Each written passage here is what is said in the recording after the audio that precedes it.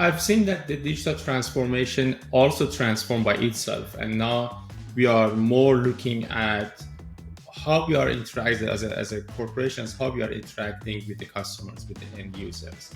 I like to call it humanized digital transformation because it is not just about technology.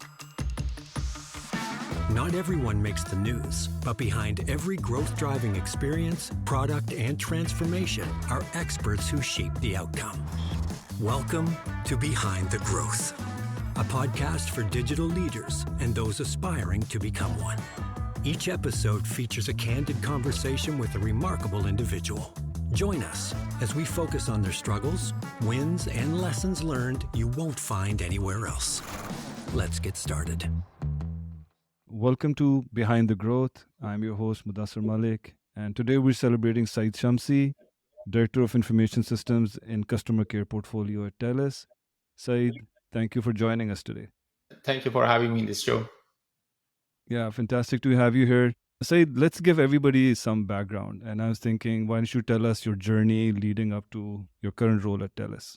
I have a long journey in information systems and technologies, and I've seen many different transformation throughout the last 25 years in the industry. Sometimes you can look at the transformation as being a different approach. The whole movement to get to the Web 1.0 that started 25 years ago, and then to now that we are almost at the tail of the Web 2.0, beginning of moving to Web 3.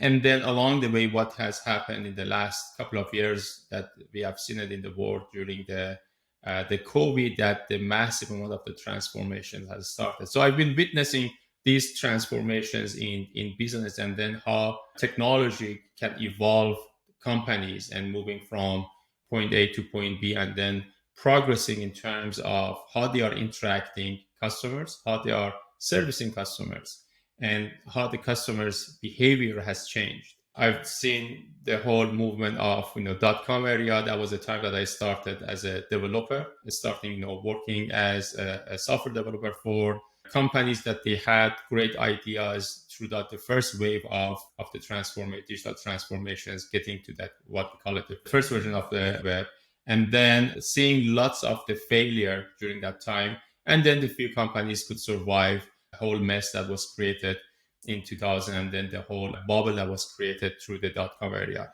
So I witnessed all of those working for the startups, then joined TELUS in 2007, working for the enterprise, working for a company that it was a utility-based company doing the transformations to get off the kind of the utility mindset now more towards a telecom mindset, and then helping the people to get connected.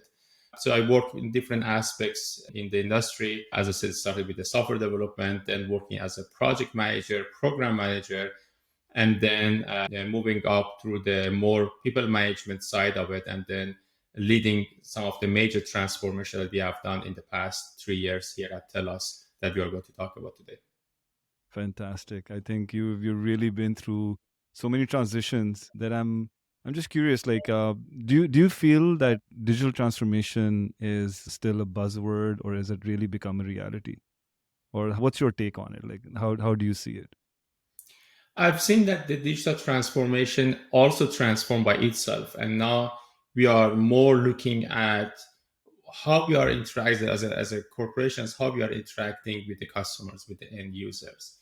I like to call it humanized digital transformation because it is not just about technology. It is not just about now I have a process that was working in the silos or independently or a manual work, and I have to digitize those processes. It is that how the customers are interacting and how they want to interact with the companies, with the corporations. What is their preference? Do they still want to call every single companies on the phone and interact with the human beings, or they prefer doing it on their own and working on the self-serve?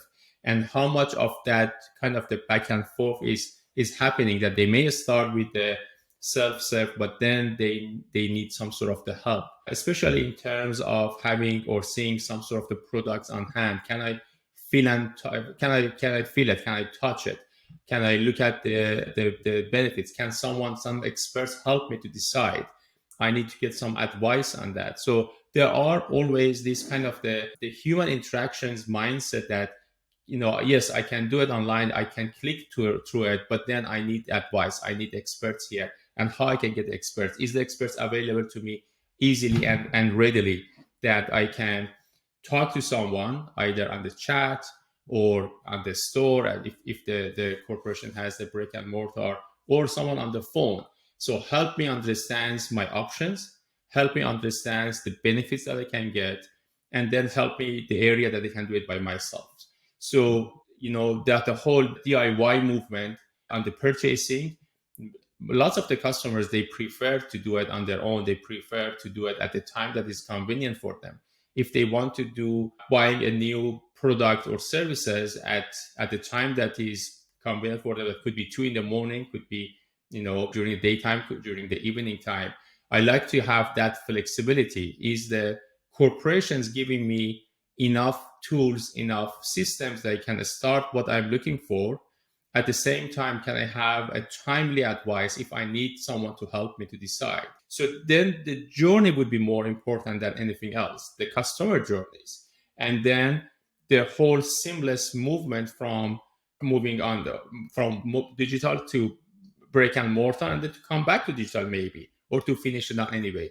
So to me, that is the humanized digital transformation that is looking at where the customers is moving and how I can help the customers along the way. I can simplify the customers' journeys, that they can do most of the stuff on their own, and then reach out to me if they need the advice, reach out to me if they are looking for maybe additional discount, reach out to me if they do not know or they are not confident on that product or services that can help them, and then they go ahead and then complete the transactions. So how the companies can model that the whole journeys, and then being in the way that it is very, very simple for customers to complete those journeys. I love the term humanizing digital transformation. And I think what you just told us in a few words is far from simple. It is highly complex, and with so much of customer data, there's so much to work around with systems and the whole 360 customer view, but really giving customer experience according to their expectations. It's a mammoth undertaking, and definitely a journey, not just a means of getting to an end. So I love that. So while you're going through the conversation, I'm curious to find out, are there any specific trends, significant trends that you're seeing in the industry right now? Like what's your take on this? What are you observing? The main trend is that simplifying the customer world. The customers no longer wants to contact a service provider and then wait on what we call it the IVR, the interactive voice response, that I'm waiting on IVR for 45 minutes, 1 hour for someone to give me a call. The customers are in the high demand. They are in the control seat. They want to have options. They want to be able to choose the options. They need to have a good understanding of what are those options and what are the benefits for them, and be able to make decisions and complete transactions as easy as they can within the few clicks. And then if they make a mistakes, they be able to get their money, to get refunded, to return the product quickly and easily, again within the few clicks. So those are, yes, we understand this is a demand, but then the enterprises and then the different sectors, how you implement the needs for the customers, that is a very, very difficult challenge. That's what that many companies going through these digital transformations.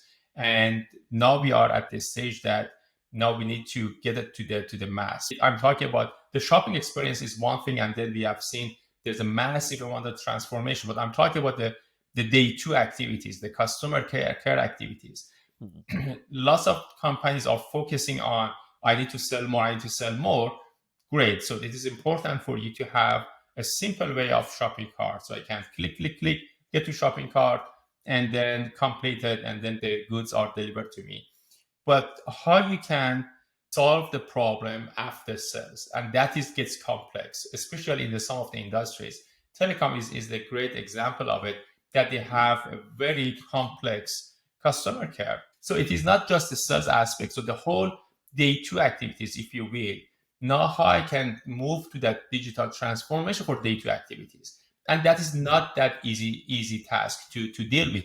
Obviously, everyone is focused on the sales, but then the retention for the organization is important. So how I can retain the customers that at the end of the next 2 years, then they are happy working with me, that they want to get the next 2 years contract with my company, not going to my competitors. So that would be the differentiators for the organizations in this industry, that I not that I have to give them the best product or the best price plan, which is important. So now with this inflation that everyone is impacted, it is important that how much is going to cost me.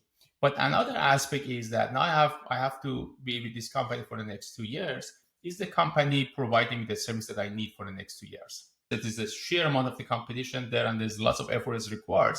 But if you don't look at the after sales support, then you cannot, then basically your cost of operation is going high.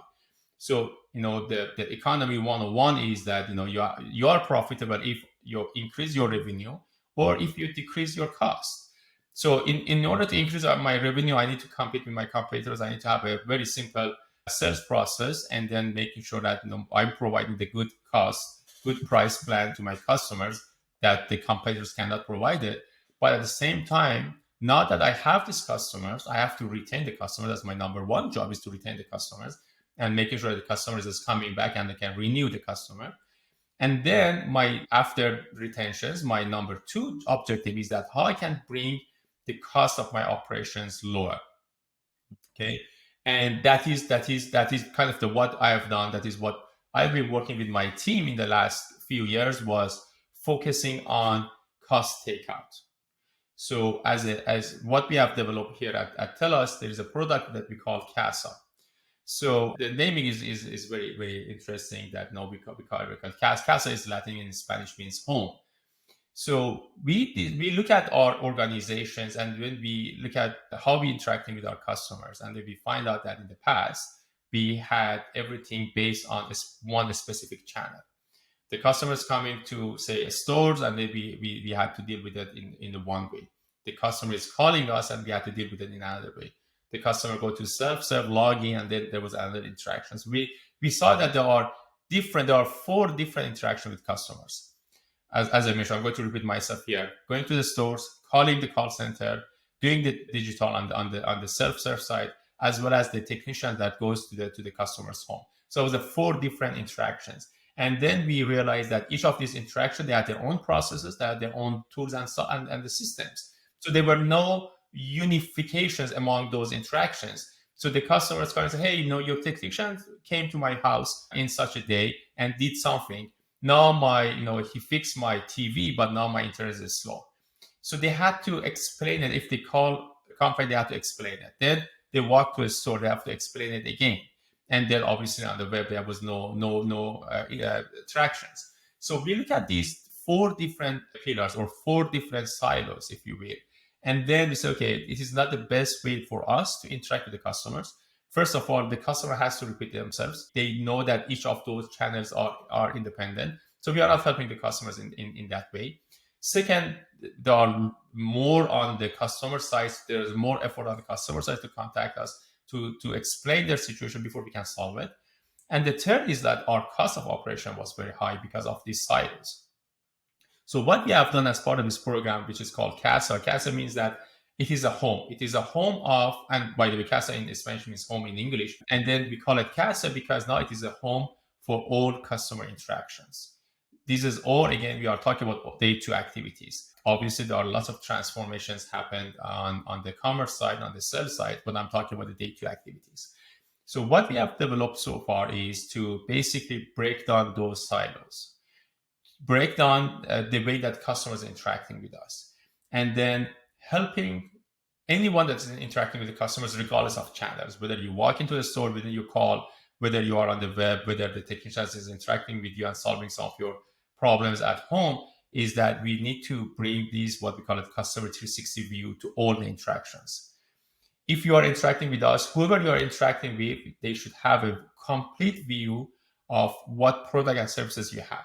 And the telecoms, now they get more and more complex. Our organizations, we have expanded our offering. So we started with just a landline, the traditional telephone, and then expanded to TV, then internet, then home securities and obviously mobility side as well. So giving that complete view is helping me to address the inquiries for customers and understand where the customer is coming from, as well as knowing that, okay, now that I have these customers with multiple products and services, what I can offer the customers to retain the customers, what I can offer customers that showing that I value your business because you trust in my organizations with many different aspects of your life. And then the offer, what will be the next best actions. So one aspect that we put a lot of effort on it is that the whole data mining of the customers holding with us in order to calculate what will be the next best actions for the customers. Mm. Even before customers contacting us, I should have a very good information. If Modasa is contacting me, first of all, what product services he's subscribing from me, and what questions that he may ask. I now we have those informations. I know that, for example, if you move from your location, say like if you had to move from you move your home or your business, then I should and then you call us right a day after your move, then most likely you are calling me because of your move, and then you may have some question, you may have some interruption in your services. Even the better that what we implemented is that we predict that, and then we have this data, and then the data showing to us that there's a percentage number of the clients is calling us right a day after their move or 2 days after, within the 3 days after they move, they may contact us. So now we are contacting the customers first before even the customers put effort to contact us.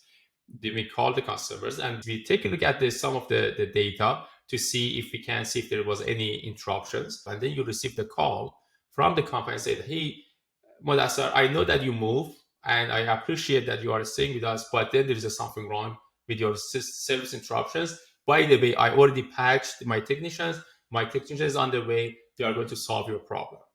So what will be your reactions? Then what will be your reaction to this type of the scenarios that the company is calling me before even I know that I have the problem? So then there is a higher chance for you to stay. There's a higher chance for you that recommend this company to your colleagues, to your associates. And then there is a highest chance that you are happy with the price that you are paying, with the fee that you are paying for the service, because you get a good service. So that's what I'm talking about, the humanized digital transformation, is that simplify the world of the customers and then helping them.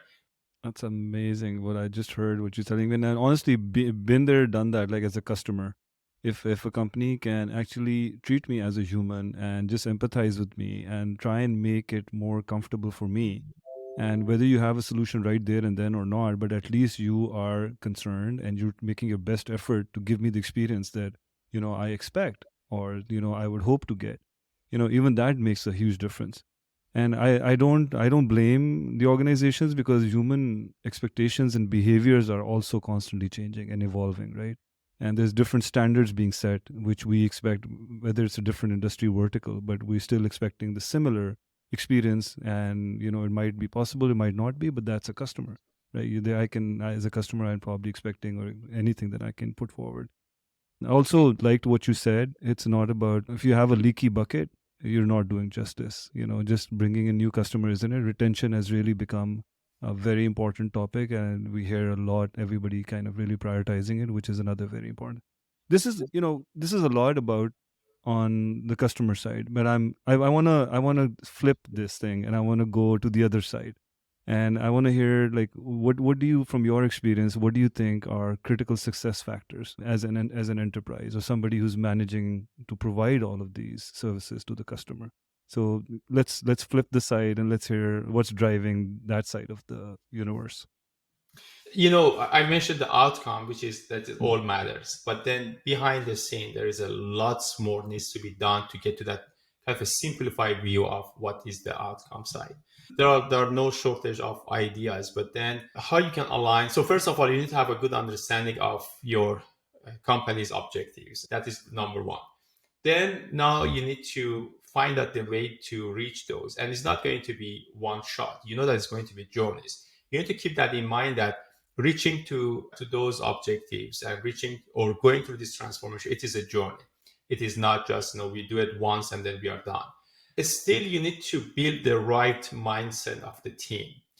We are in that age that finding the right talent, first of all, we have a tremendous amount of the talent out there, but then finding the right talent for your organizations who can deliver towards the OKR, it is very important. Finding talent and retaining talent and making sure that the talent is empowered. Personally, I take a lot from the sports, and I see that this is also happening in the world, that the leaders now they are coaches. So you need to basically, you are not the managers anymore in this field.